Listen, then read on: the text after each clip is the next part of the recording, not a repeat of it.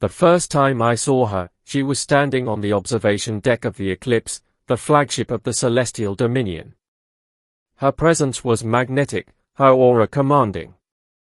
She was Empress Seraphina Veylan, the most powerful woman in the galaxy, and she was staring right at me.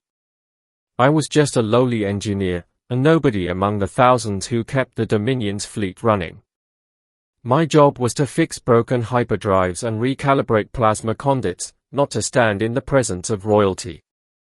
But there I was, summoned to the observation deck, my hands still stained with grease, my uniform frayed at the edges. "You," she said, her voice a silken blade that cut through the silence. "Come closer." I hesitated, glancing at the guards flanking her. Their armor gleamed under the starlight, their faces hidden behind mirrored visors. They didn't move, didn't even breathe, it seemed. Swallowing hard, I stepped forward, my boots clicking against the polished floor. "Your Majesty," I stammered, bowing my head. "How may I serve you?" She tilted her head, studying me with eyes that glowed like twin suns. Her beauty was otherworldly, her features sharp and regal, her skin pale as moonlight. But it wasn't her beauty that struck me, it was the weight of her gaze, the way it seemed to pierce through my very soul. "You are Kale-Arvid," she said, not a question but a statement. "Born on the fringe world of Lyra Prime. Orphaned at a young age. Enlisted in the Dominion's engineering corps at 16. You have no family, no connections, no allegiances." I blinked, stunned. "Yes, Your Majesty." "That's correct." She smiled, a small, enigmatic curve of her lips. "Good. You're exactly what I need." Before I could ask what she meant, she turned and walked away, her long, silver gown trailing behind her. The guards motioned for me to follow, and I did, my mind racing. What could the Empress possibly want with me? I was no one, a cog in the machine, invisible to the likes of her. We entered a private lift that descended deep into the heart of the Eclipse. The air grew colder, the walls darker, until we reached a chamber I had never seen before. It was circular, with a domed ceiling that shimmered like the night sky. In the center stood a pedestal, and on it rested a device I didn't recognize, a sphere of swirling light, pulsing with an energy that made my skin prickle. "This," Seraphina said, gesturing to the sphere, "is the Aether Core. It is the source of the Dominion's power, the key to our dominance over the galaxy. And it is dying." I stared at the core, my engineer's mind already analyzing its structure, its energy patterns. Dying? But how?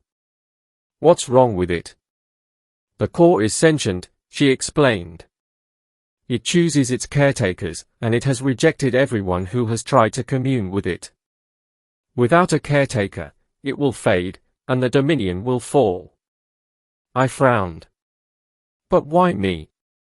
I'm just an engineer. I don't know anything about sentient cores or—" "The core has chosen you," she interrupted, her voice firm. "It sensed your presence the moment you stepped onto the Eclipse. You are the only one who can save it, and the Dominion." I shook my head, overwhelmed. "I don't understand." "How can I?" "You will learn," she said, stepping closer. Her presence was intoxicating, her scent like starlight and frost. "But know this, Kale-Arvid, if you succeed, you will be rewarded beyond your wildest dreams. If you fail," she trailed off, her gaze hardening, "the consequences will be dire." I swallowed hard, my throat dry. "I'll do my best, Your Majesty." She nodded, satisfied. "Good. The process begins tonight. Prepare yourself." The next few days were a blur of training and study. I was taught the history of the Aether Core, its origins, its purpose. I learned how to meditate, how to open my mind to its presence. And then, finally, I was brought back to the chamber, alone this time, to commune with the core. I approached the pedestal, my heart pounding. The core's light pulsed faster as I drew near, as if it recognized me. Taking a deep breath, I placed my hands on the sphere, and instantly, my mind was flooded with visions. I saw the birth of stars, the collapse of galaxies. I felt the weight of eternity, the ebb and flow of cosmic energy. And then, I heard it, a voice, soft and resonant, speaking directly to my soul. "You are the one," it said. "You are different." "Different how?" I asked, my voice trembling. "You carry no ambition, no desire for power.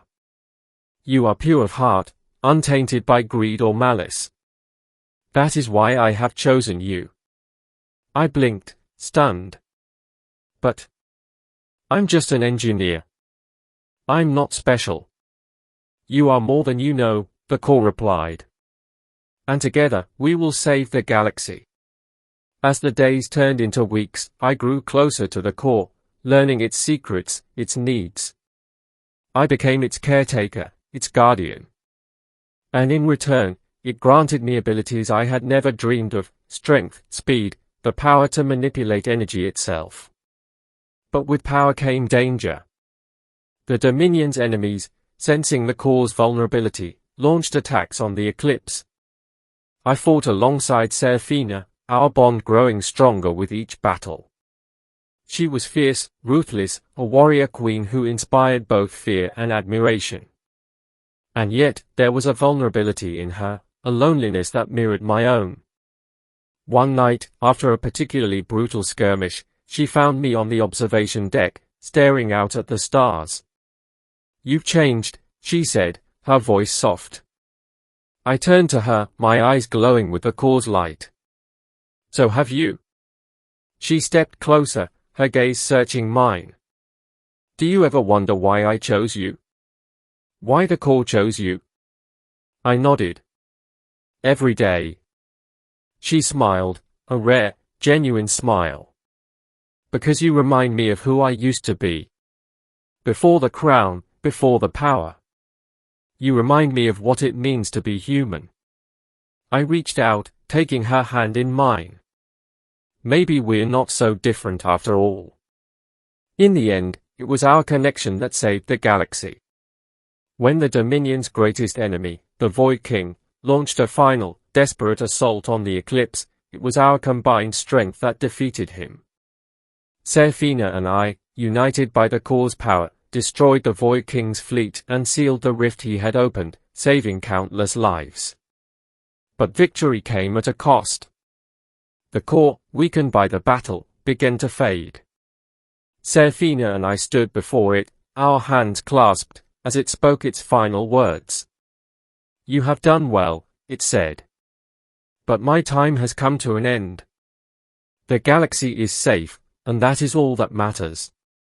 "No," I whispered, tears streaming down my face. "There must be another way." "There is," the core replied. "But it will require a sacrifice." Seraphina looked at me, her eyes filled with determination. "Whatever it takes." The core's light grew brighter, enveloping us. "You must become one with me," it said. "Merge your essence with mine, and together, we will create a new core, a new beginning." I hesitated, but Seraphina squeezed my hand. "We do this together," she said. And so, we did. We stepped into the light, our bodies dissolving, our souls merging with the core. For a moment, there was nothing but pure energy, pure existence. And then, we were reborn. The new core pulsed with life, its light brighter than ever. Seraphina and I stood before it, our bodies restored, our bond unbreakable. We had become more than human, more than mortal. We were the guardians of the galaxy, the keepers of the core. And as we looked out at the stars, hand in hand, I knew that we had found our purpose, not as Empress and Engineer, but as partners, as equals. Together,